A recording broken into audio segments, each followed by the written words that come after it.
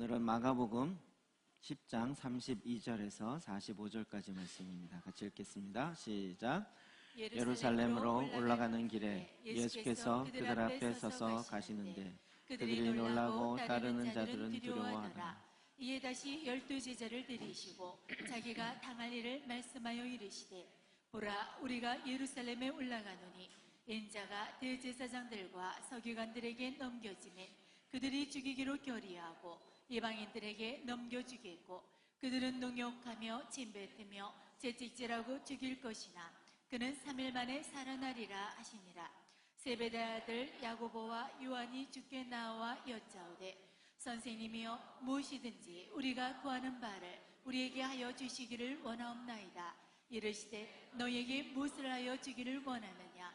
여짜오되, 주의 영광 중에서 우리를 하나는 주의 우편에 하나는 좌편에 앉게 하여 주옵소서. 예수께서 이르시되, 너희는 너희가 구하는 것을 알지 못하는도다. 내가 마시는 잔을 너희가 마실 수 있으며 내가 받는 세례를 너희가 받을 수 있느냐? 그들이 말하되, 할 수 있나이다. 예수께서 이르시되, 너희는 내가 마시는 잔을 마시며 내가 받는 세례를 받으려니와 내 좌우편에 앉는 것은 내가 줄 것이 아니라 누구를 위하여 준비되었든지 그들이 얻을 것이니라. 열제자가 듣고 야고보와 요한에 대하여 화를 내거늘 예수께서 불러다가 이르시되, 이방인의 집권자들이 그들을 임의로 주관하고 그 고관들이 그들에게 권세를 부리는 줄을 너희가 알거니와 너희 중에는 그렇지 않을지니 너희 중에 누구든지 크고자 하는 자는 너희를 섬기는 자가 되고 너희 중에 으뜸이 되고자 하는 자는 모든 사람의 종이 되어야 하리라. 인자가 온 것은 섬김을 받으려 함이 아니라 도리어 섬기려 하고 자기 목숨을 많은 사람의 대속물로 주려 함이니라. 아멘. 이제 계속 마가복음을 보고 있습니다.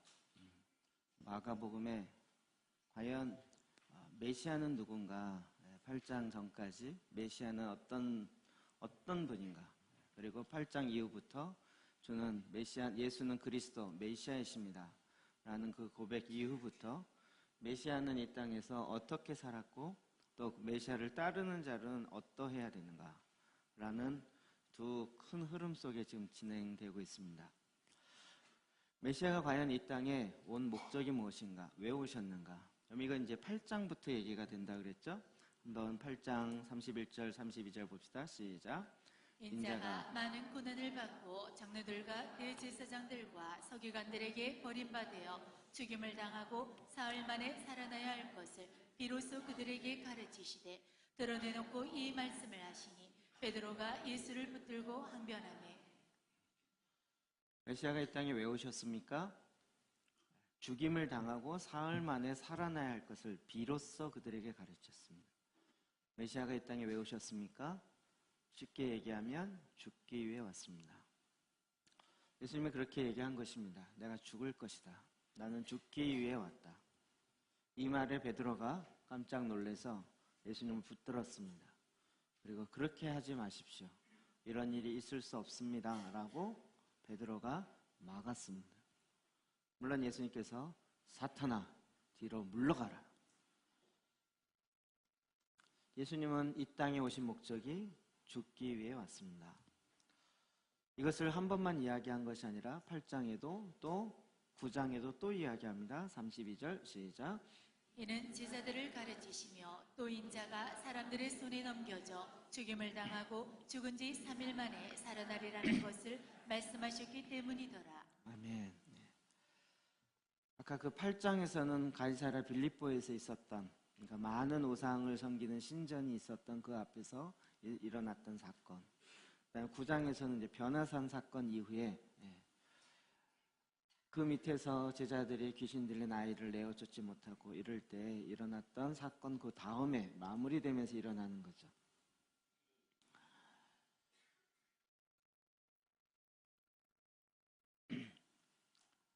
왜 우리는 이렇게 귀신 내어쫓는 게 안 됐었습니까? 말씀과 기도, 기도와 금식 외에는 이런 유가 나아갈 수 없다. 그러면서 그 제자들에게 또 이야기했습니다. 이는 제자들을 가르치시며 또 인자가 사람들의 손에 넘겨 죽임을 당하고 그 8장에 보면 죽임을 당하고 이렇게 돼 있는데 여기 보면 죽임을 당하고가 있는데 그 앞에 조금 더 부언이 설명돼 있죠. 어떻게 죽을 거예요? 스스로 죽거나 이렇게 된 게 아니고 사람들의 손에 넘겨져서 죽임을 당할 거라는 거예요. 예수님이 하신 말씀은 동일합니다. 예수님이 이 땅에 왜 오셨습니까? 죽기 위해 왔습니다. 그런데 사람들의 손에 넘겨져서 죽을 것이다 라고 말씀하시는 거예요. 32절에 보면 그러나 제자들은 이 말씀을 깨닫지 못하고 묻기도 두려워하더라. 아니 지금 자꾸 죽겠다고 얘기하시니까 이분이 무슨 우울증 있는 것도 아닌 것 같고 뭐 세상이 살기 힘들어서 못 살겠다 죽겠다 뭐 이런 얘기도 아닌 것 같은데 이제는 두려워서 질문도 못하는 이런 분위기로 바뀌었습니다. 오늘 본문에 또다시 이야기가 나옵니다. 32절부터 34절입니다. 시작. 예루살렘으로 올라가는 길에 예수께서 그들 앞에 서서 가시는데 그들이 놀라고 따르는 자들은 두려워하더라. 이에 다시 12 제자를 데리시고 자기가 당할 일을 말씀하여 이르시되 보라 우리가 예루살렘에 올라가노니 인자가 대제사장들과 서기관들에게 넘겨지매 그들이 죽이기로 결의하고 이방인들에게 넘겨주겠고 그들은 능욕하며 침뱉으며 채찍질하고 죽일 것이나 그는 3일 만에 살아나리라 하시니라. 예루살렘으로 올라가는 길에 예수께서 제자들 앞서가는데 왜 제자들이 놀랐을까요? 예수님이 예루살렘 올라가는데 왜 놀랐을까요? 제자들도 알고 예수님도 알고 이미 그 예루살렘에 예수를 잡아 죽이기로 결의해 있는 상태. 그걸 다 알고 있는데 예수님이 자 예루살렘 올라가자. 무슨 얘기일까요? 죽으러 가자 이런 거죠. 제자들이 그 의미가 금방 알게 된 거죠. 그래서 놀라고 따르는 자들은 두려워하더라. 이에 다시 12 제자를 데리시고 자기가 당할 일을 앞으로 어떻게 일이 있을 건지를 말씀하시는데 보라 우리가 예루살렘에 올라가노니 인자가 이제 아주 구체적으로 죽을 건데 어떻게 죽냐면 인자가 대제사장들과 서기관들에게 넘겨짐에 사람에게 넘겨진다고 9장에 이야기했는데 그게 또 누군지를 더 정확하게 얘기하고 있습니다. 대제사장들과 서기관들에게 넘겨짐에 그들이 죽이기로 결의한다. 이거는 재판을 할 거라는 거예요. 예수님이 재판을 받죠. 말도 안 되는 재판이지만 재판이 새벽에 열리는 게 어디 있습니까? 새벽에 잠자는 빌라도를 깨워서 이 사람을 죽이기로 심판해 주세요. 그냥 속전속결로 재판 시간도 재판 규칙도 다 어기면서 하긴 하는데 이 형식만 딱 갖추는 거죠.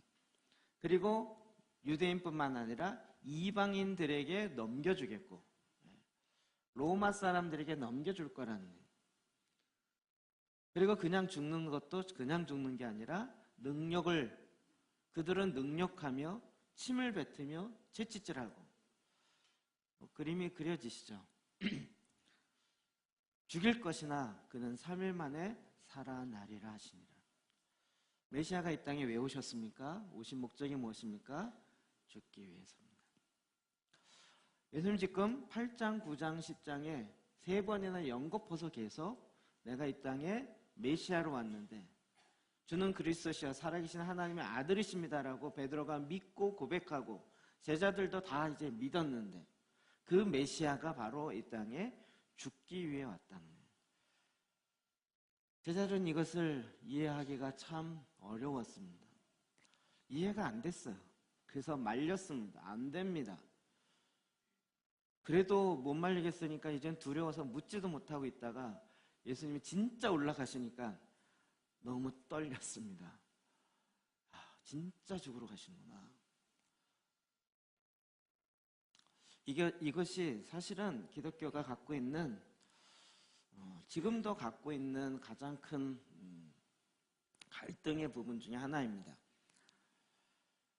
예수님이 이 땅에 오신 것은 죽기 위해서입니다. 이 죽는다는 것이 뭘 의미하는지를 우리는 구약부터 봐야 되는데 이 본문의 마지막 45절에 이렇게 얘기하고 있습니다. 시작. 인자가 온 것은 섬김을 받으려 함이 아니라 도리어 섬기려 하고 자기 목숨을 많은 사람의 대속물로 주려 함이니라. 인자가 온 것은, 예수님이 온 것은 섬김을 받으러 함이 아니라는 거예요. 오히려 자기 목숨을 많은 사람의 대속물로 죽어서 주기 위함이다. 이게 이제 기독교가 갖고 있는 가장 핵심이면서도 다른 종교와는 전혀 다른 거죠. 왜 그렇습니까? 모든 종교들은 창시자들이 섬김을 받아요. 존경을 받고, 그리고 그가 행했던 옳은 많은 행동들이 있어요. 그래서 그 행동을 높이 여기며 대단한 분이다 그러면서 그를 존경하고 그를 따르는 이런 형태로 가요.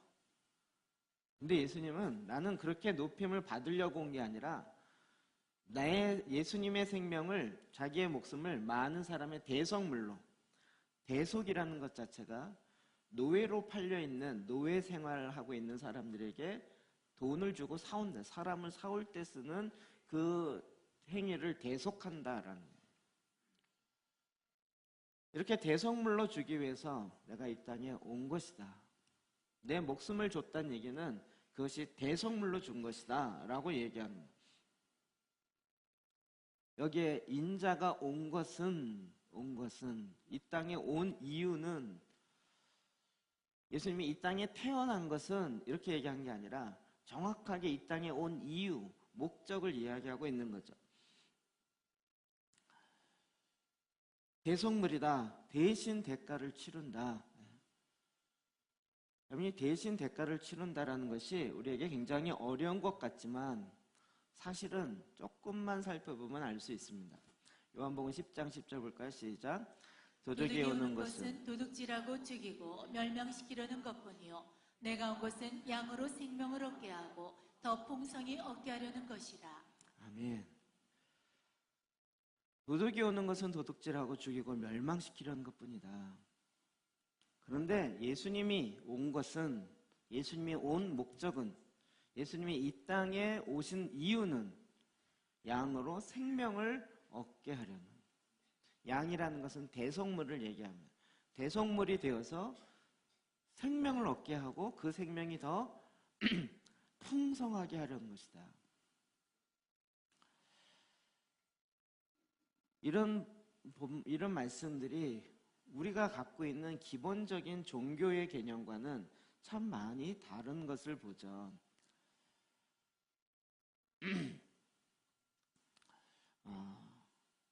생명을 통해서 생명을 낳게 되어 있습니다.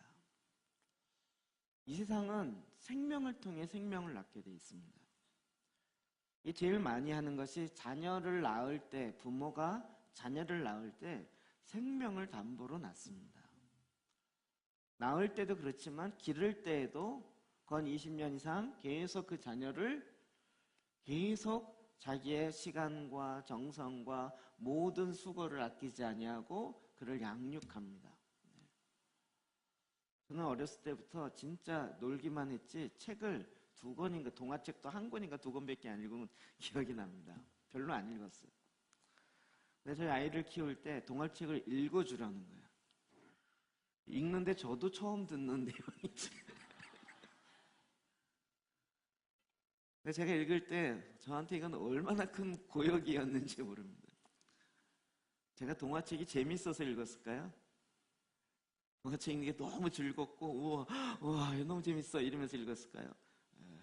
저에게는 마치 십자가와 같은데 아이의 지적 발전과 어쩌고저쩌고 위해서 읽어줘야 된다는. 그래서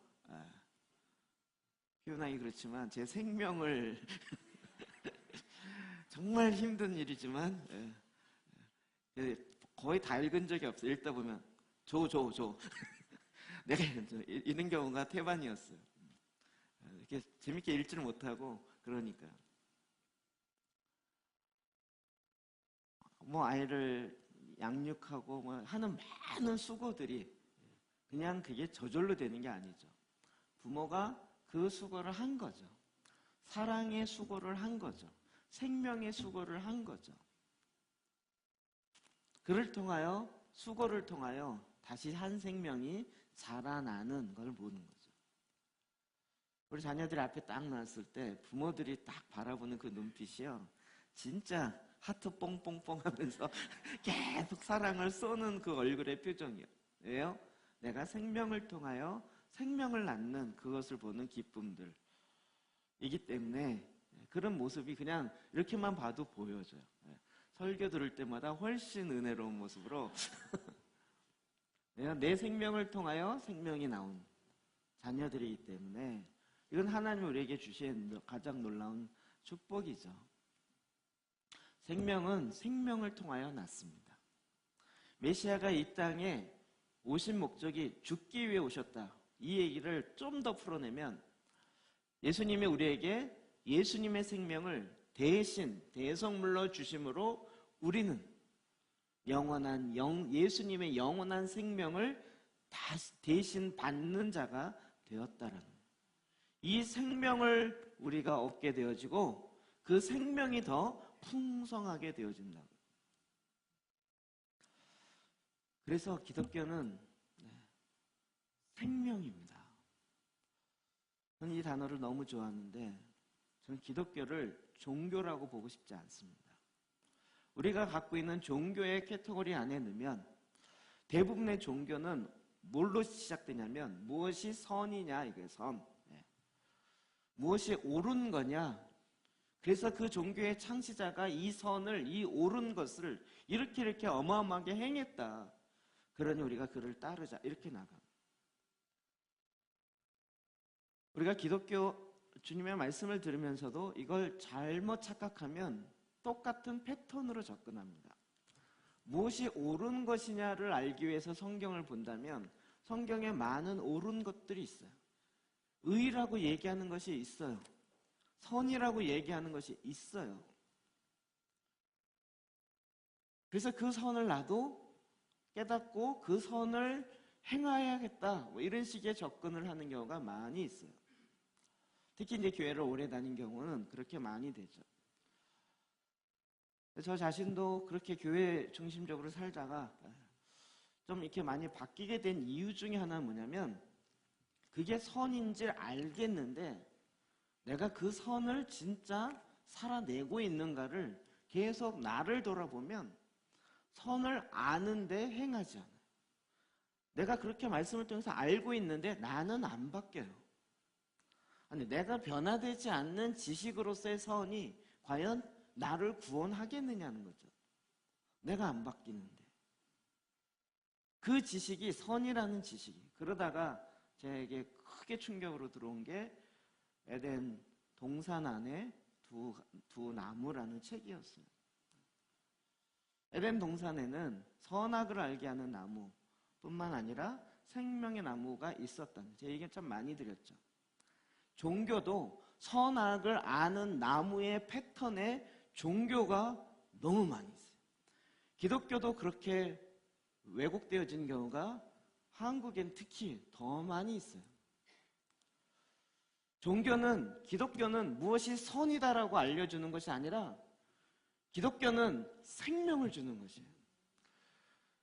도덕적인 설교나 윤리적인 설교가 사람을 바꾸지 못하는 이유 중에 하나는 그 좋은 선이라는 지식이 결코 사람을 바꾸지 못한다는 거예요. 그런데 선악을 알게 하는 나무의 열매를 따먹는 모든 사람들, 그 패턴으로 살고 있는 모든 사람들은 다 무엇이 선이냐, 이거 가지고 나를 구원해 보겠다라는 접근을 계속하고 있는 거예요. 그러니까 이 세상은 선과 악의 싸움이라고 생각하는 거예요. 저도 어렸을 때부터 그런 생각도 많이 했고 또 설교도 들었어요. 여기에 천사가 앉아있고 여기 악마가 앉아있대요. 천사가 선을 얘기하고 악마가 악을 얘기해서 나는 어디를 따를까? 말도 안 되는 얘기입니다. 기독교는 선과 악을 구분하고 그 선이 나를 구원할 거라고 하는 선불교 같은 종교가 아닙니다. 우리는 자꾸 무엇이 옳으냐, 무엇이 틀렸냐. 그래서 자기의 의의를 드러내요. 왜요? 틀린 거를 자꾸 얘기하면 나는 틀리지 않은 사람처럼 느껴져요. 그래서 내 의의가 드러나요. 그리고 내 의로 말미암아 나는 선한 자이기 때문에 나는 구원받을 수 있다라는 선악을 알게 하는 나무의 패턴에 여전히 살고 있어요. 무엇이 선이냐 무엇이 악이냐를 가장 잘 구분하면서 가장 강력하게 주장하시는 분들이 기독교인들이에요. 근데 우리가 솔직히 나 자신을 돌아볼 때 정말 선이라고 아는 내용들이 나를 구원하였느냐는 거예요. 메시아가 오셔서 우리에게 선을 알려주셨다. 이게 악이 아니고 이게 옳음이다. 로마서에 하나님의 의가 우리에게 나타나셨다. 왜 우리가 자꾸 자기의 의를 드러내고 자기가 옳았다라는 것을 얘기하기를 원하는가? 그것은 내가 틀리지 않았다라는 것을 증명하려고 하는 그 심리의 저 뒷배경에는 나는 여전히 선과 악을 아는 나무의 패턴으로 살고 있는데 선을 아는 지식이 나를 구원할 수 있을 거라는 저 밑바닥에 사탄이 갖고 있는 그 패턴이 여전히 우리 안에 들어와 있다.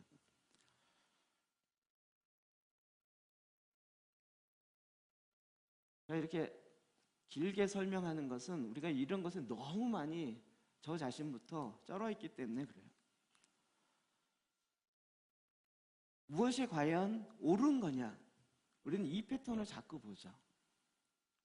여러분 주일날 예배 드릴 때도 이렇게 앞부분에 찬양을 하고 이렇게 하는 게 옳을까요? 아니면 묵찬기찬 설기찬에서 묵도 찬송 기도 이렇게 하는 게 옳을까요? 질문 자체가 틀렸다는 거죠. 질문을 조심해야 된다는 거예요. 무엇이 옳으냐 그르냐 갖고는 답이 안 나온단 말이에요. 아무리 새로운 형태의 예배를 드린다 할지라도 그 안에 생명이 없으면 진정한 예배가 안 되는 것이고, 아무리 전통적이고 예전적이고 정말 형식에 딱딱 맞는 예배를 드린다 할지라도 그 안에 생명이 있으면 하나님은 그 생명으로 말미암아 기뻐한다고요. 무엇이 옳으냐 그르냐의 이 사고 패턴이 죄로 말미암아 한 선의 중심이신 하나님이 내 안에 없음으로 말미암아 내가 생긴 내 안에 만들어 놓은 사탄의 패턴이라는 거죠. 그거 갖고 구원이 됐으면 메시아가 올 이유가 없죠. 메시아가 오셔서 이게 진짜 선이다 이렇게 얘기하면 되는 거죠.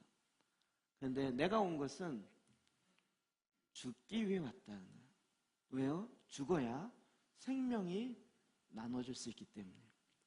베드로는 이것을 계속 증언했습니다. 베드로전서 2장 6절 7절입니다. 시작. 그가 모든 사람을 위하여 자기를 대속물로 주셨으니 기약에 이르러 주신 증거니라. 이를 위하여 내가 전파하는 자와 사도로 세움을 입은 것은 참말이요 거짓말이 아니니 믿음과 진리 안에서 내가 이방인의 스승이 되었노라. 아멘. 모든 사람을 위하여 자기를 대속물로, 자기의 생명을 대신, 생명이 없는 자에게 대신 내어주고 자기는 이 생명이 없는 자의 죽음을 대신 짊어짐으로 우리에게 하나님의 의가 되셨어요. 내 의가, 인간의 의가 없이 하나님의 의가 우리에게 이렇게 나타난 바 되었고, 이 하나님의 의를 믿는 자가 하나님의 자녀가 되어지는 권세를 주어진다. 거기는 내 의가 들어갈, 내 선과 악에 구분하는 어떤 것이 들어갈 것 하나도 없는 것.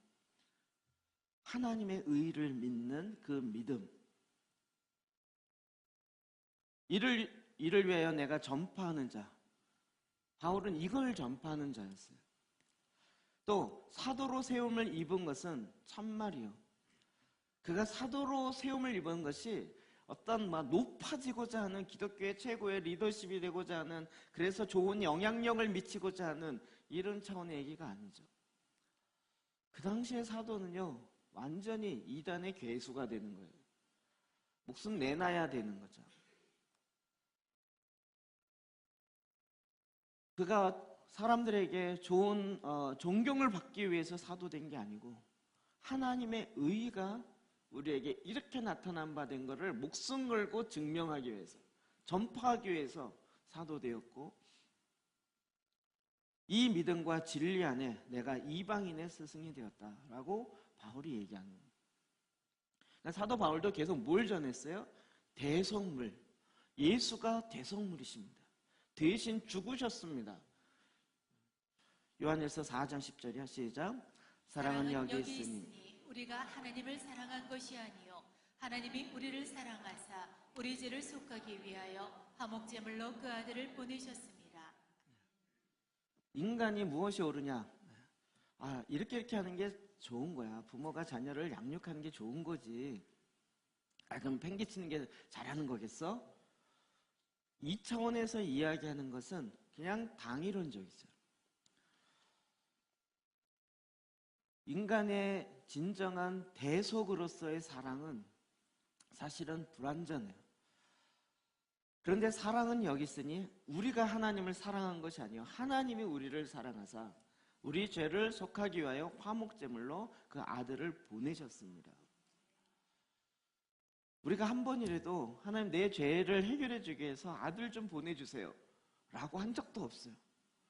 이 인간들은 지가 잘못해놓고도 놔두라는 거야. 내가 살다 내가 줄게 이러면서 하나님이 화목 제물을 보내줄까 그래도 냅둬요. 나 이렇게 살다 이렇게 줄게요 이러면서 스스로 내가 잘못되니까 내가 책임지죠 뭐 이러면서 살아가고 있어요.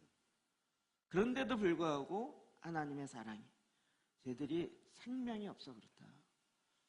그 생명이 그 안에 들어가려면 생명을 나누는 자가 있어야 되는데 예수님께 이 이야기를 할 때 예수님이 아버지 내가 할게요. 그리고 아버지의 뜻에 순종하여서 이 땅에 내려오셨단 말이에요. 그러니까 메시아가 사랑을 결심한 건 사실은 죽음을 결심한 거예요. 그래서 이 땅에 오셔서 내가 이 땅에 죽으러 왔다. 나의 생명을 나눠 주기 위해 왔다. 라고 드디어 예수가 메시아인지를 알고 믿는 제자들에게 계속 연거푸 이야기하는데 제자들은 못 알아듣는 거예요. 못 알아들으니까 자꾸 막는 거죠. 그리고 이 심각한 상황에 두 제자가 예수님께 나와서 자기의 기도 제목을 나누면서 들어달라고 요청해요. 35, 36절 시작. 세베대의 아들 야고보와 요한이 주께 나와 여짜오되 선생님이여 무엇이든지 우리가 구하는 바를 우리에게 하여 주시기를 원하옵나이다. 이르시되 너희에게 무엇을 하여 주기를 원하느냐. 정말 너무나도 신중하고 엄중한 이 순간에 세베대의 아들 야고보와 요한 두 사람이 형제입니다. 예수님의 12제자죠. 주께 나와 여짜오되 선생님이여 무엇이든지 우리가 구하는 바를 우리에게 하여 주시기를 원하옵나이다. 말은 부드럽게 했지만 주님 내가 다른 것도 아니고 그냥 조그만 소원 하나 있는데 그거 하나만 들어주시면 너무 감사하겠습니다. 아주 예의 있게 이야기한 거죠. 예수님이 지금 그거 말할 상황이냐? 내가 지금 죽기 위해 십자가로 예루살렘으로 올라가고 있는데 너의 기도를 좀 들어. 저 같으면 한숨 푹 쉴 것 같은데 예수님의 인내와 온유함을 발휘하셔서 너희에게 무엇을 하여 주기를 그래 너희들이 나에게 구하는 게 뭐냐 한번 이야기해라. 이렇게 아주 또 온화하게 이야기하셨어요. 그랬더니 뭐라고 얘기합니까? 37, 38절 시작. 여짜오되 주의 영광 중에서 우리를 하나는 주의 우편에 하나는 좌편에 앉게 하여 주옵소서. 예수께서 이르시되 너희는 너희가 구하는 것을 알지 못하는도다. 내가 마시는 잔을 너희가 마실 수 있으며 내가 받는 세례를 너희가 받을 수 있느냐. 야고보와 요한은 예수님이 드디어 예루살렘을 이게 주님이 죽는다 아무리 얘기해도 그걸 받아들인 게 아니고 올라가시면 뭔가 큰 건 하실 거야. 메시아시잖아. 왕이시잖아. 그러면 딱 올라가면 나의 나라를 딱 이루면 왼편과 좌편이 무슨 뜻일까요? 총리와 영의정 자의정이잖아요.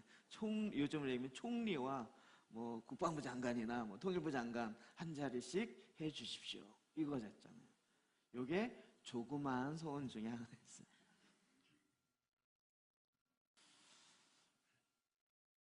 예수님의 제자들이에요. 거의 마지막 때이니까 예수님 공생의 십자가 올라가는 그 장면 거의 끝부분이니까 3년을 따라다녔어요. 저는 여기에 희망을 얻어요. 예수님과 3년 동안 따라다녀도 못 알아듣는 제자들에게 큰 위로가 돼요.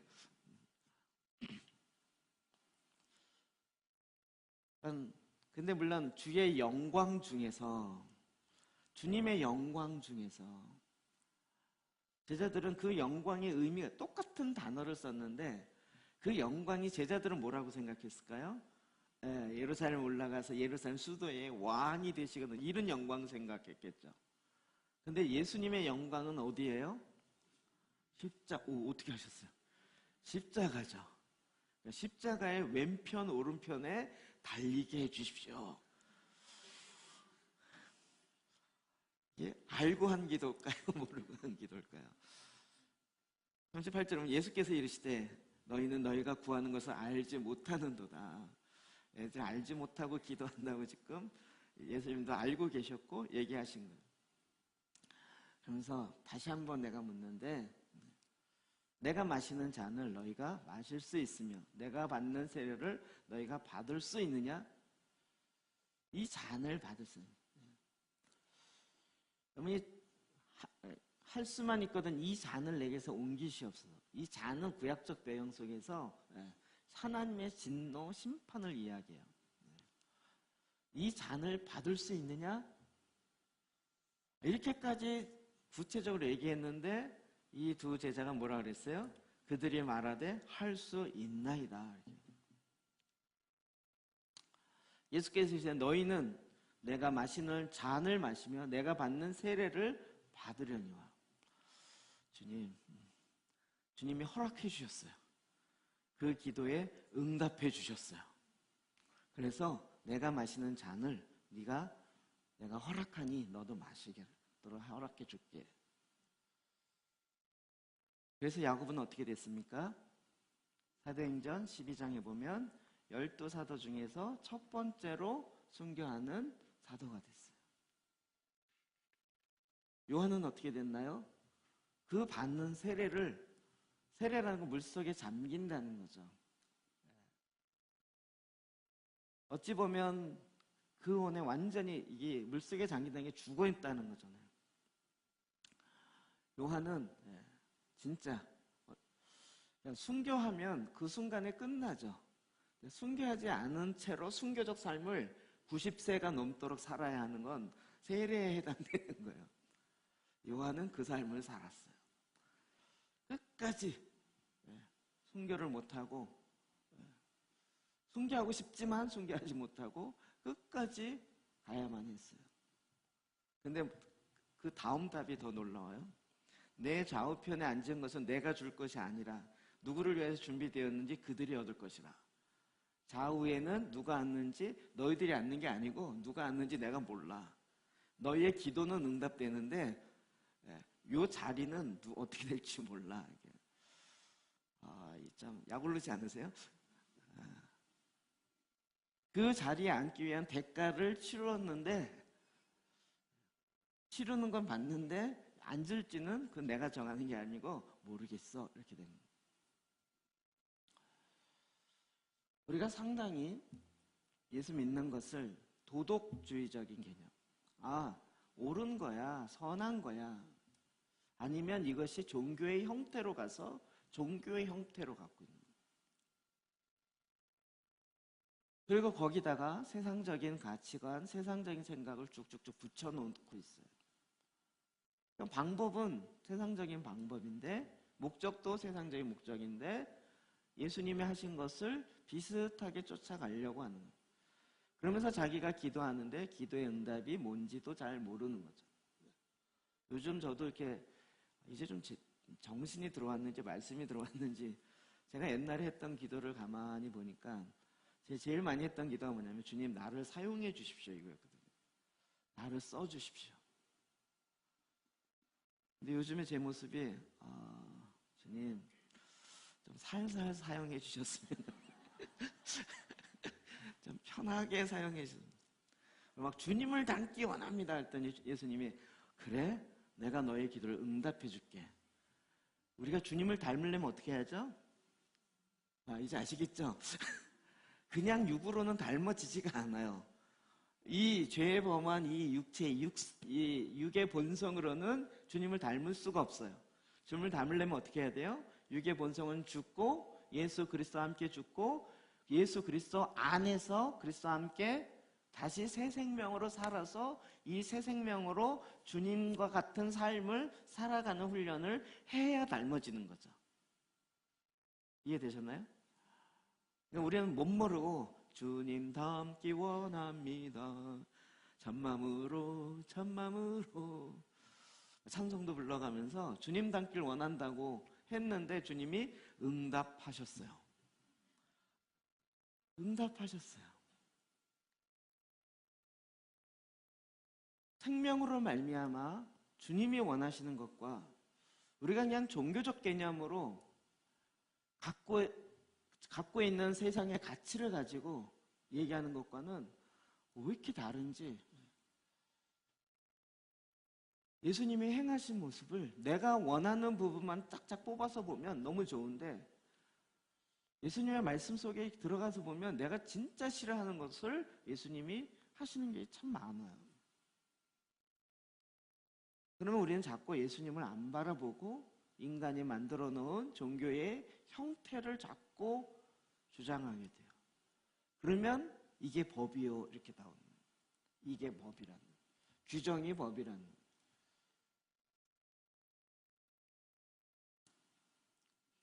오늘날 많은 부분에 그 규정과 그것을 아는 이론을 아는 것 때문에 아는 것으로 인해서 교만해져 있어요.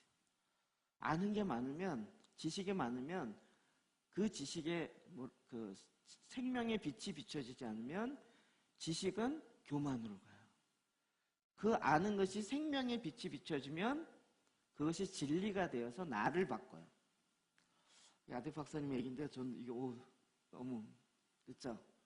지식을 아느냐 모르냐 우린 그거 갖고 싸웠는데 이 지식이 생명의 빛의 비춤을 받느냐 못 받느냐의 차이가 얼마나 큰지를 아는 거죠. 심지어는 종교적 지식, 성경의 지식이라도 그것이 하나님의 진리의 빛의 비춤을 받지 아니하면 교만해져 있는 거예요. 예수님이 누구에게 넘겨짐을 당한다고요? 대제사장과 서기관들이에요. 종교적 지식을 많이 알고 있는 사람이 메시아를 죽인다고요. 왜요? 자기의 영광과 자기의 밥줄을 위해서요. 자기의 의를 위해서요. 사실은 지금도 이런 싸움과 이런 일들은 너무나도 많이 일어나고 있는 거죠. 결국 이 지식이 나로 하여금 교만해지고 교만해지면 결국 자기 자신을 돌보지를 못해요. 자기가 뭐가 부족한지를 모르고 겸손이 없어지니까 교만으로 가기 시작하니까 모든 걸 자기가 판단해. 옳고 그름을 내가 판단해야 돼. 내가 하나님 되고자 하는 사탄의 이유 중에 하나가 그거였잖아. 내가 하나님 돼서 내가 판단하겠다는 거야. 뭐가 의인지를 내가 결정하겠다는 거야. 그럼 이게 이제 종교주의로 가기 시작하는 거죠. 생명이 없으니까 그럼 그런 종교는 어떻게 될까요? 점차 굳어져요. 굳어지면 기독교가 한때 왕창 컸다가도 이게 교만이 되면서 굳어져요. 생명이 없어지니까 사람들이 모이질 않아요. 그러면 다시 쇠퇴하죠. 교회사의 많은 흐름은 우리에게 이걸 보여주고 있는 거죠. 그럼 이걸 보면서 다른 2명이 예수님께 구했는데 다른 10명의 제자는 제대로 이해했냐? 그렇지 않아요. 41절부터 다 읽어봅시다. 시작. 열제자가 듣고 야고보와 요한에 대하여 화를 내거늘 예수께서 불러다가 이르시되 이방인의 집권자들이 그들을 임의로 주관하고 그 고관들이 너희에게 권세를 부리는 줄을 너희가 알거니와 너희 중에는 그렇지 않을지니 너희 중에 누구든지 크고자 하는 자는 너희를 섬기는 자가 되고 너희 중에 누구든지 으뜸이 되고자 하는 자는 모든 사람의 종이 되어야 하리라.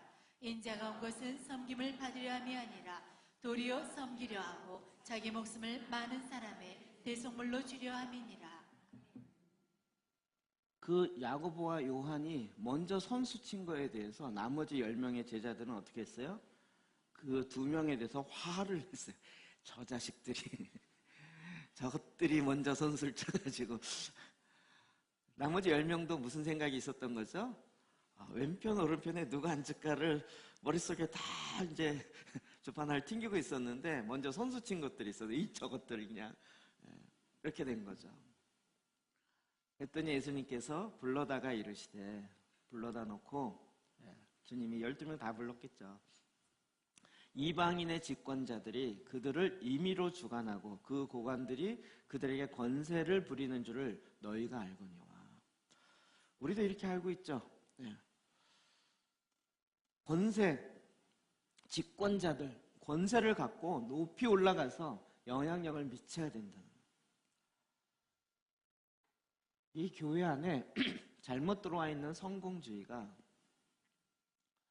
이게 왜곡되어지니까 소위 말하는 고지론이라는 것이 나온 거예요. 저는 거기에 많이 동의하는데, 한국 교회, 대형 교회는 거의 고지론적 입장을 갖고 있어요. 사회의 높은 고지에 올라가라는 거예요. 어차피 사회는 3%의 리더들에 의해서 다스려지기 때문에 그 3%에 올라가야 거기서부터 영향력을 미칠 수 있으니까 높은 곳에 성공해서 올라가라. 그리고 올라가서 거기서 빛을 발해서 영향력을 미쳐야 된다. 그래서 실력과 신앙이 같이 가야 된다. 이렇게 얘기하는 거예요. 하나님이 그렇게 사용할 수도 있지만, 그러나 그렇게만 사용하시겠냐고요. 그러면 그 3%에, 어차피 3%에 못 들어가는 97%는 살지 못하겠네요. 그러니까 우리 안에 성공 이꼴 하나님의 역사라는 공식이 들어와 있는 거예요. 그래서 높은 자리, 세상의 높은 자리, 권세 부리는 자리, 고관들, 그들이 권세 부리는 그 시스템 안에 들어가서 너도 높은 사람이서 거기서 선한 영향력을 미치면 되지 않겠느냐라는 고지론적 생각을 갖고 있어요. 근데 예수님 뭐라고 하셨어요? 너희 중에는 그렇지 않을지니. 예수님을 따르는 자들은 그렇게 간 게 아니라는 거예요. 너희 중에 누구든지 크고자 하는 자는 너희를 섬기는 자가 되고, 너희 중에 누구든지 으뜸이 되고자 하는 모든 사람의 종이 되어야 하리라. 진정한 영향력은 높은 자리에 올라가서 권세를 가지고 그 영향력으로 좋은 일을 하는 것이 바른 길이 아니고, 정말로 높은 자는, 하나님 나라의 높은 자는 가장 낮은 자리에서 가장 낮게 섬기는 자들이다. 그래서 주님이 뭐라고 얘기하면, 내가 온 것은 섬김을 받으려 함이 아니라 도리어 섬기려 하고 자기 목숨을 많은 사람의 대속물로 주려 하며. 왜일까요? 이게 하나님 나라에 제일 영향력을 잘 미치는 하나님의 방법이기 때문에. 여러분, 지금 전 세계 지도자 중에서 예수님과 지도자를 비교하기 그렇지만 누가 더 영향력이 있을까요? 누가 더, 예수님과 미국의 트럼프 대통령이 더 영향력이 있을까요? 물론 우리가 보기에 영향력 있어 보이죠. 그의 영향력이 몇 년 갈까요? 100년 갈까요? 200년 갈까요?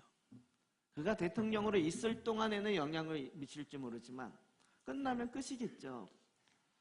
그가 정해놓은 어떤 법들이 영향 좀 더 갈 수 있겠지만 도대체 몇 년이나 더 가겠냐는 거죠.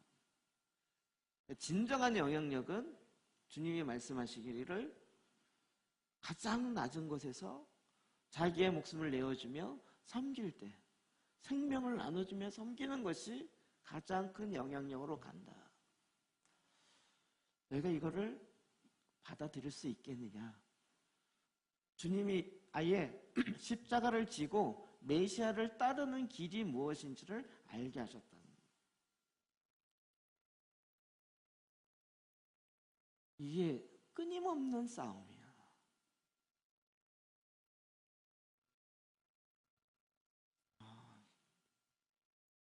제 얘기를 하면 자꾸 제가 교만해질 것 같아서 저도 이제 주저주저 하는데, 제가 대학을 신학 이제 정신을 졸업하고 신전을 한 거고 선교단체 간사로 갈 때 아무도 찬성한 사람이 없었어요. 저희 교회도 찬성을 안 했고 저희 집안은 물론이거니와 제가 하는 걸 이해할 수 있는 사람은 없었어요.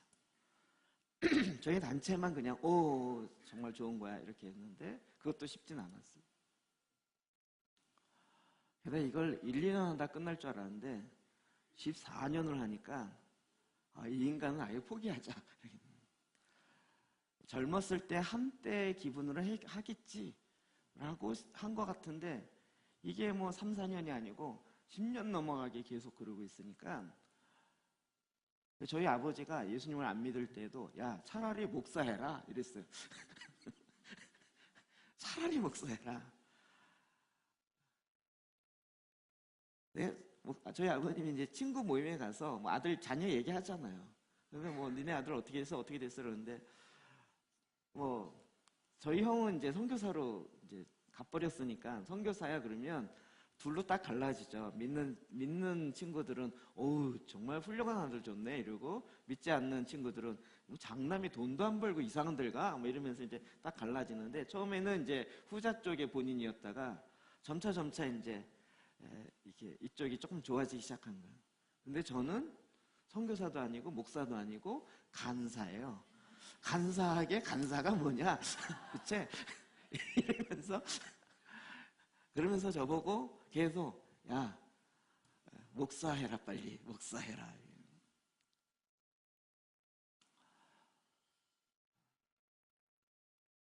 저의 삶 속에서도 제가 이제 왜 이런 마음, 이런 훈련 과정이 있어야 되는지 잘 몰랐죠.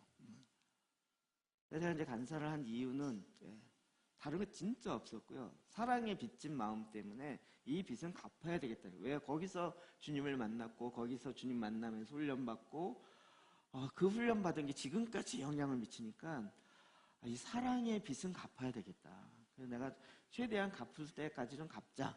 이 마음이었거든요. 그러니까 뭔가 되고자 하는 게 아니고 뭐 무슨 관사에 무슨 영광이 있다거나 뭐 그것도 아니에요. 간사 나오고 나면 뭐 이게 무슨 이력서 쓰면 경력으로 인정되거나 이런 것도 아니고 아무것도 아니에요. 그걸 다 알아요. 막 여러 가지 생각나네.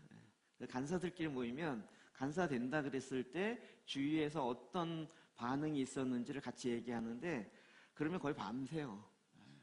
집에서 쫓겨난 사람, 애인한테 차인 사람, 뭐 아버지한테 뺨 맞고 나온 사람, 막 그런 얘기를 시작하면 그냥 서로 막 그런 얘기하면서 서로 막 밤을 새요.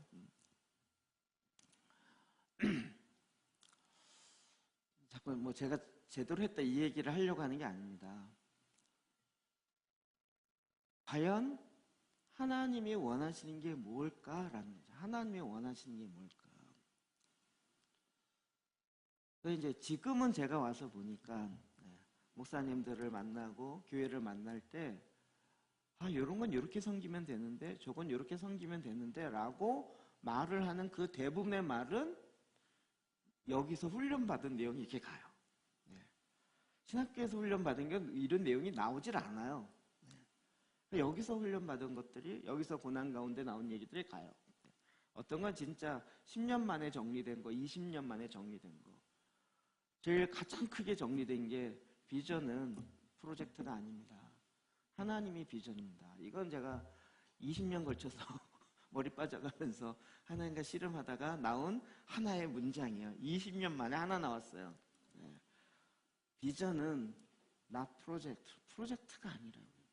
좋은 계획이나 좋은 어떤 것이 아니고 하나님 그분이 나의 비전인 거예요. 우리는 뭔가 좋은 영향력이 있는, 좋아 보이는, 사람들이 인정해 보이는 그런 것에 들어가서 그 일원이 되어지, 이게 비전이고 이게 뭔가 하나님을 섬기는 거라고 세상의 관점을 갖고 나가는데, 나중에 그거 없어지면, 그 프로젝트 없어지면 그 프로젝트 끝나잖아요. 그러면 나라는 정체성과 존재감은 어디로 가냐고요. 그러니까 또 그런 걸 찾아요. 중요한 일, 사람들이 좋아 하는 그런 일을 찾아가요. 그런데 진정한 비전은 하나님 그분이에요. 사실 무서운 얘기지만 하박국 선지자가 기도한 것처럼 무화과 나무에 열매가 없어도 나는 여호와로 인하여 기뻐하리라. 여러분, 우리 그 찬양 많이 했잖아요. 저 그 찬양 안 부른다 그랬죠. 제가 사역하면서 맨날 무화과 나무에 열매가 없었어요. 이게 10년 없어 보니까 이건 너무 힘든 거예요. 그런데 난 여호와로 인하여 찬양이 안 나와요. 하나님, 이게 나오지. 아니, 어떻게 내가 10년 동안 사역했는데 외양간에 송아지가 없어요. 말이 돼요? 그래도 난 여호와로 인하여 찬양한다고요? 저는 절대 못해요. 그냥 그런 거 몰랐을 때는 막 찬양하면 했는데, 제가 실제 사역하면서 외양간에 송아지가 막 튀어나가고 내 외양간에 양이 한 마리도 없는데 내가 하나님으로 인해 기뻐하고 찬양해요? 말도 안 되는 거예요. 그만 이제 디프레스 확 돼갖고 잠수 타기 시작해서 이제 한 2달 동안 안 올라오고, 하나님 도대체 이게 뭐냐고, 막 내가 주님께 헌신했는데 이게 뭐냐 이러면서 불평과 원망이 막 2달 동안 나가지, 그게 여호와로 인하여 내가 주님께 찬양, 이게 나오냐고요. 근데 지금 와서 보면 그때 그러면서 포기하고 내려놓고, 어쩔 수 없이 이게 내려놓고 내려오는 게 아니에요. 그냥 내려놓는 거 외에는 할 일이 없어요. 포기하는 거 외에는 할 게 없어요. 그러다 보니 그냥 어떻게 보면 죽은 거죠. 그냥 집에서부터, 아버지로부터 칭찬받을 그런 권리, 그런 욕망, 그런 소원함, 이런 것도 그냥 내려놓고, 내 인생에 뭘 받겠어, 아예. 처음에는 포기였다가, 이걸 좋게 얘기하면 그리스도를 위해서 십자가를 지며 이렇게 얘기하는데, 솔직히 좋게 얘기할 수가 없어요. 주님, 내가 주의 십자가를 지기 위해서 이걸 내려놓겠습니다, 이렇게 한 게 아니고, 어쩔 수 없이 터지고 맞고 훈련받다 보니까 그냥 어쩔 수 없이 내려놓고, 주님, 내가 이거다 싶어서 잡았던 게 정말 물처럼 딱 손을 들었는데 아무것도 없는, 주님이 이야기하시는 거예요. 정말 진정한 비전이 뭐냐, 나를 따른다는 게 진정하게 뭐냐. 인자가 온 것은 섬김을 받으려 함이 아니라 섬기기 위해서 왔다는 거예요. 섬김을 받아서 어떤 영향력을 이런 차원의 얘기가 아니고요, 오히려 생명을 나눠주기 위함이에요. 자기의 목숨을 대성물로 내어주기 위한 게 예수님의 데스티니예요. 내가 온 거는 이 땅에서 내가 하나님 아버지가 이 땅에 보내셔서 하라고 한 일은 바로 대성물이 되는 거였어요. 자기의 생명을 내어주는 거였어요. 우리가 이 땅에서 나의 데스티니를 이루려면, 하나님이 보내신 사명을 이루려면 우리의 생명을 내려놔야 이룰 수가 있어요. 근데 사실은 그것은 나의 생명보다 더 귀해요. 예레미야 29장 7절 한번 봅시다. 시작. 너희는 내가 사로잡혀 가게 한 그 성읍의 평안을 구하고 그를 위하여 여호와께 기도하라. 이는 그 성읍이 평안함으로 너희도 평안할 것임이라. 바벨론에 의해서 이스라엘이 멸망됩니다. 북이스라엘은 아시리아에, 남유다는 바벨론에 의해서. 그런데 하나님이 엘리야 선지자를 통해서 너희를 멸망시키는 바벨론을 위해서 기도하라, 이렇게 얘기합니다. 너희는 내가 사로잡혀 가게 한 그 성읍의 평안을, 바벨론의 평안을 위해서 기도하라는 거예요. 아니, 하나님의 선지자가 우리를 멸망시킨 나라의 평안을 위해서 기도하냐고요. 그를 위하여, 바벨론을 위하여 여호와께 기도하라. 이는 그 성읍의 평안함으로 너희도 평안할 것입니다. 이 희한한 일입니다. 잡혀갔는데 이 왼수들 우리가 바벨론부터 독립하리라 아니면 바벨론을 정복해서 저 체제를 무너뜨려서 바벨론을 하나님의 나라로 만들리라 멋있는 비전처럼 그렇게 간 게 아니고 오히려 바벨론의 평안을 위해서 기도하라 이렇게. 하나님께서 이스라엘 백성이 근데 이스라엘 백성이 이 말을 끝까지 안 들었죠. 우리가 생각하고 내 감정과는 정반대로 가는 것 같아요. 주님은 그 안에 결국 어떻게 되죠? 바벨론을 통해서 하나님의 역사를 나중에 이루는 하나님의 역사의 패턴을 보는 거죠. 이해 안 되시는 분위기인데 우리는 이렇게 선한 일만 진행될 거라고 생각하는데 이 세상은 악이 더 창궐하잖아요. 그럼에도 불구하고 하나님은 그 일의 진행을 갖고 가시는 거예요. 그러니까 하나님께서 그때그때마다 말씀해 주는 게 있죠. 그러니까 예수님이 이 땅에 오셔서 하시는 일이 우리의 상식과는 참 안 맞는 게 많아요. 이 상황 속에서 내가 죽으면 안 되고 저 인간이 죽어야 될 것 같은데 하나님 꼭 날 죽이래. 이건 진짜 힘들죠. 그렇죠. 내가 죽는 것도 힘든데 내가 나를 위해서 죽는 것도 힘든데 왜 이 인간을 위해서 내가 죽어야 되냔 말이에요. 우리 기도 이렇게 하잖아요. 하나님 이 인간을 죽여주십시오.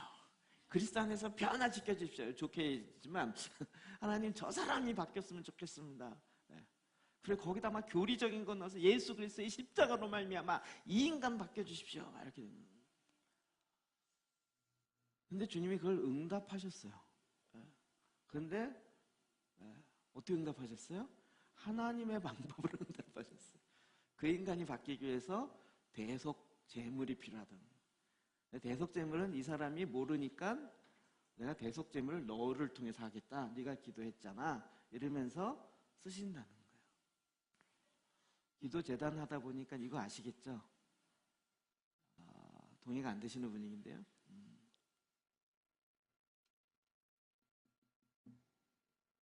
하나님의 말씀의 원리가 계속 이거죠. 오늘 결론을 요한일서 3장 16절 말씀으로 하려고 했다가 이걸 좀 바꿨는데요. 요한일서 3장 16절이요. 하나님이 우리를 사랑하사 목숨을 내어주시고 그러므로 우리는 어떻게 해요? 형제를 위하여 목숨을 내어주며 사랑하는 것이 마땅하니라. 하나님이 우리에게 부어주시는 메시아를 통하여 너무 부어주시는 그 생명, 영생은 수치로 얘기하면 억이라면 내가 형제를 위해서 나의 것을 내어주는 것은 10이나 100, 많아야 1000, 이 정도라는 거죠. 그러니 너를 통해서 이게 또 용서죠. 저 사람을 용서한다는 게 너무 힘든데 우리는 하나님 앞에 가서 보면 내가 용서받은 게 어마어마한 거죠. 그러므로 그 하나님의 생명이 말씀이 용서가 내 안에 들어와 있으므로 내가 그를 용서하게 됩니다. 하나님의 어마어마한 사랑이 내 안에 들어와 있으므로 이 사랑으로 그를 위하여 사랑하게 되는 거예요. 이 사랑이 이루어지기 위해서 내 안에 나를 사랑하사 대속물로 자기의 생명을 내어주신 주님의 사랑이 내 안에 있기 때문에 그를 향하여 조건 없이 대속물로 하는 이걸 통해서 하나님 일하시는 것들을 보기 때문이에요. 신대원 다닐 때 진짜 공부하고 싶었던 게 어디냐면 경건주의였어요. 우리는 종교개혁이 많이 알려져 있잖아요. 근데 그 종교개혁 이후에 일어났던 근데 보니까 이제 초기 경건주의와 후기 경건주의가 있더라고요. 다르더라고요. 경건주의가 이제 나중에 후기는 신비주의로 가요. 그래서 좀 이상하게 가는데 제가 보니까 초기 경건주의. 이거에 가장 큰 영향을 받았던 사람이 진센돌프예요. 모라비안 형제단이라고요. 전 신대한 때 다 이단이라고 들었어요. 빈센돌프 백작. 여러분 모라비안 형제단 그 뭐죠? 배 큰 배 빠지는 거. 타이타닉. 예. 예. 타이타닉 막 배가 빠지는데 막 도망가려고 그러다 말고 4주를 가까이 바이올린 치고 기도하고 있는 그 사람들 있죠. 그 사람들이 다 모라비안 사람들이에요. 웨슬레도 감리교회 창사의 웨슬레도 그가 사실은 그 홀리클럽을 통해서 해보려고 했는데 실패해요. 선교 나갔다고 실패해요. 돌아오면서 보는데 놀랍게 도전을 받은 사람들이 다 모라비안 형제들이에요. 그래서 거길 가요. 독일의 헤론루트라는 곳에 가요. 저는 역사를 이렇게 좀 보면 24시 기도의 집 모라비안 형제단에 의해서 102년 동안 끊임없이 진행됐었어요.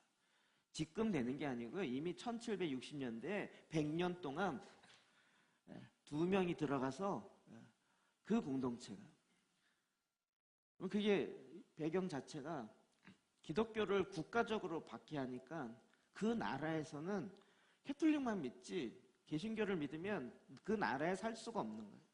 그러니까 도망와요. 나라를 도망왔으니까 난민이죠. 난민을 받아줘야 되는데 받아주는 데가 없는 거예요. 독일에 있는 한 백작이 내가 살고 있는 땅이 있는데 이 땅에 사십시오. 이래갖고 내줬는데 내준 사람이 그 진센돌프 백작이에요. 그리고 그들이 와서 거기서 이제 기도하기 시작하면서 거기에 터를 잡아요. 그게 이제 헤론후르트라는 지역이에요. 그리고 그들을 이 진센돌프 백작이 섬기기 시작하는데요. 나중에 자기의 모든 재산을 다 섬겨요. 그리고 자기의 재산이 없어져요. 그런데도 섬겨요. 그걸 통해서 제가 보기엔 현대 선교와 현대에 일어나는 대부분의 일들이 거의 모라비안 단을 통해서 나오게 된 배경 중에 하나예요. 선교도 그렇죠. 기도의 집도 그렇죠. 그들의 삶 그렇죠. 그 다음에 지난번 목사님 여행단처럼 그 당시에 어느 섬 가서 복음을 전해야 되는데 도저히 이 섬에 들어갈 수 있는 사람 노예들만 살아요.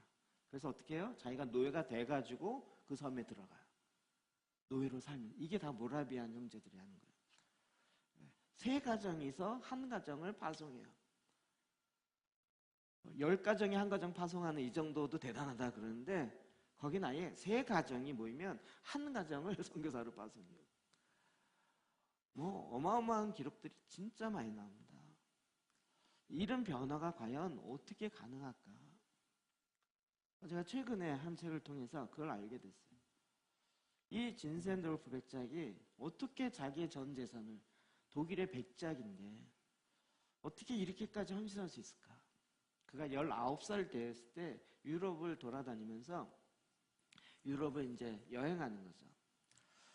그러다가 그가 회심하게 된 배경 중에 하나가 듀셀도르프라는 미술관에 딱 가는데 거기에 한 도메니코 페티라는 사람이 그린 고난받는 예수의 상이 있어요.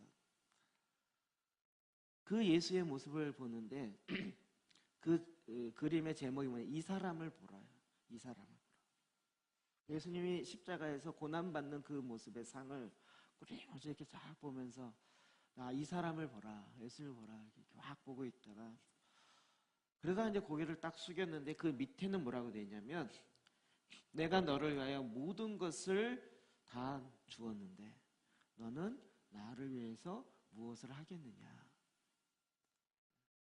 내가 너를 위해서 모든 고난, 죄에 대한 대가를 다 해줬는데 대속물이 돼서 희생 제물이 되어서 내가 너를 위해서 모든 것들을 다 줬는데 너는 너의 생에 나를 위해서 뭘 하겠느냐 라는 조그만 문구를 딱 거기에 이 진센돌프 백작이 주님 내가 주님을 위해서 내가 가진 것으로 섬기겠습니다. 그래서 섬기기 시작합니다. 그래서 지금 전 세계에 영향력을 미치는 실제적인 그 영이 됐어요. 어떤 분이 거기 갔다 온 얘기를 들었는데 세계 어떤 기도집보다도 거기 헤르노르트 지역이 가장 임재가 강하고 하나님의, 그러니까 기도의 집 하셨던 대부분들이 하다 보면 또 거기가 원조로 또 쫓아가요. 그러면 또 한 사람의 낮아짐과 자기의 모든 것들을 내려놓는 섬김이 전 세계를 바꾸는 영향력을 미쳤어요. 그가 자기가 내 재산이고 내 것이니까 내가 갖고 있고 그 중에 일부만 하리라 라고 했다면 이렇게까지 영향력을 미치지 못했겠죠. 그가 예수님의 말씀 앞에 예수 그리스도를 바라보면서 주님이 나에게 대성물이 되셔서 희생 제물이 되어서 어린 양이 되어서 나의 생명력이 없는 죽은 상태인데 무엇이 옳으냐 그르냐 갖고 계속 지금도 옳은 선이 나를 살려줄 거라고 생각하고 이게 옳습니다라고 그냥 흥얼거리고 있는 그런 모습 같은 나에게 주님이 오셔서 선이 아니라 생명을 부어서 예수 그리스도의 그 생명을 우리 가운데 부으셨어요. 그리고 이 생명으로 말미암아 너도 그 생명을 나누는 자의 삶을 살면서 나를 따라라 라고 하신 거죠. 십자가를 지고 나를 따라라. 메시아를 따르는 자의 삶.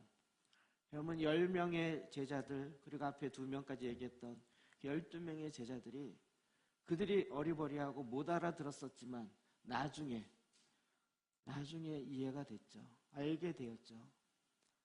그 제자들이 결국 이때 이거 쓰면서 제가 이게 이상한 상상을 많이 하잖아요. 마가가 야고보와 요한이 이거 쓰면서 저는 물어봤을 것 같아요. 야고보 사도님 진짜 이런 말 했어요? 그래서, 아유 내가 그때 알지도 모르고 그렇게 얘기를 했었지 이러면서 이게 한 20년 후에 30년 후에 마가는 베드로의 그 비서잖아요. 처음 했던 얘기 다 까먹었네. 베드로의 수행 비서잖아요.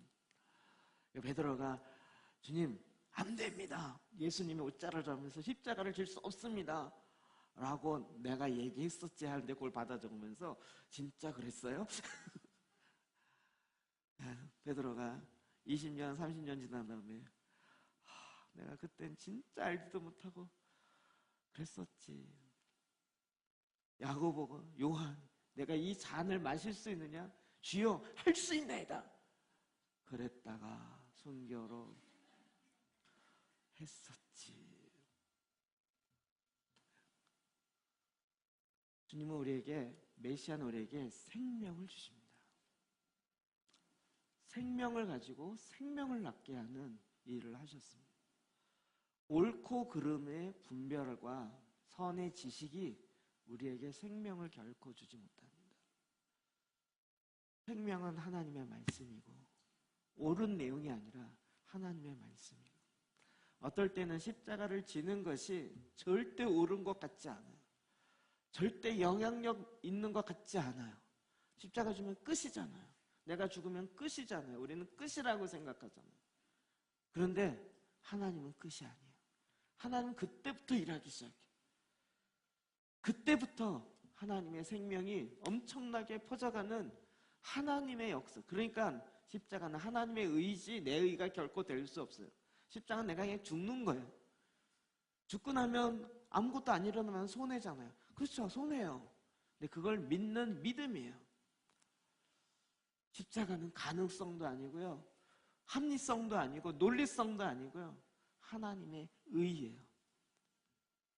그 십자가를 진다는 얘기는 내가 그리스도와 함께 죽는 것이요, 이제는 주의 생명이 내 안에 들어와서 그 생명의 말씀으로 말미암아 순종하여 내가 살아간다는 거죠.